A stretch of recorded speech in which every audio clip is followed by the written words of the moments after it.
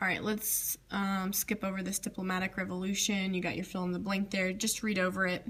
You have this one start item here. There's a question just straight from that. Britain signed the Convention of Westminster with Prussia. It's a defensive alliance aimed at preventing the entry of foreign troops into German states. Remember, that was a new place at that time. Britain's going to help support him. Later on, Germany's going to go bite him in the butt, but you know, that's later on. Okay.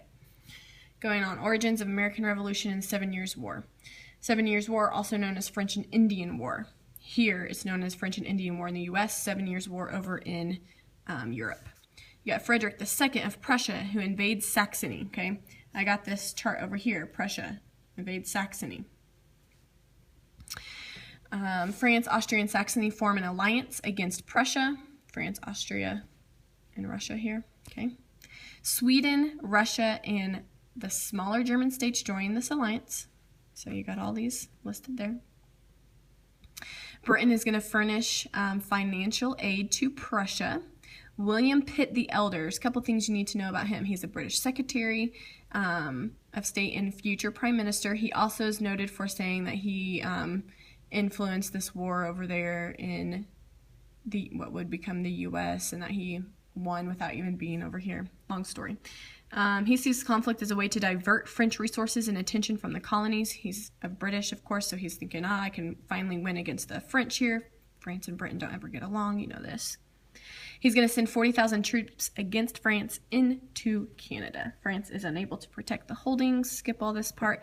You got these, the battle with the Plains of Abraham.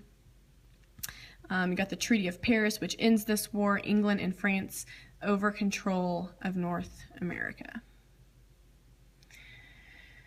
All right, Tsar Peter III of Russia is going to make peace with Prussia and eliminates one enemy of Prussia. And that's what I have here, that Russia and Prussia become friends eventually. Great Britain supports Prussia here. Saxony, you got France, Austria, Russia, German states, Sweden. Just to kind of hopefully help you decipher that a little bit better. And then the last thing we're going to do is Treaty of, how do you want to say that, Herbertsburg. It's going to end war in Europe altogether. Little change in holdings in Europe, restored pre-war status in Europe, meaning pretty much all the same borders are going to continue.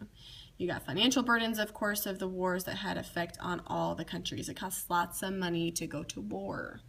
And a lot of them are still fighting over here in the colonies, which of course is going to end, but you know, they're fighting lots of wars here, over there in Europe. It's not good financially. Okay, we're going to skip this part. You already knew that, okay? But you need to make sure that you look up some of that stuff in your book.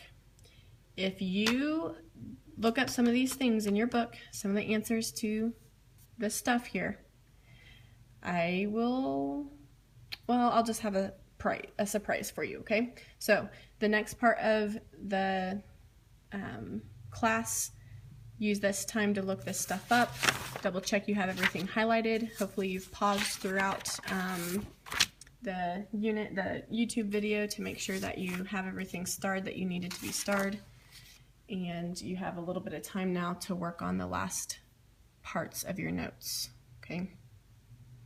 I will see you guys on Wednesday. Again, I'll double check with you on your notes to make sure you have everything. I'll go over a few things from your final. Remember, don't forget to look this up online.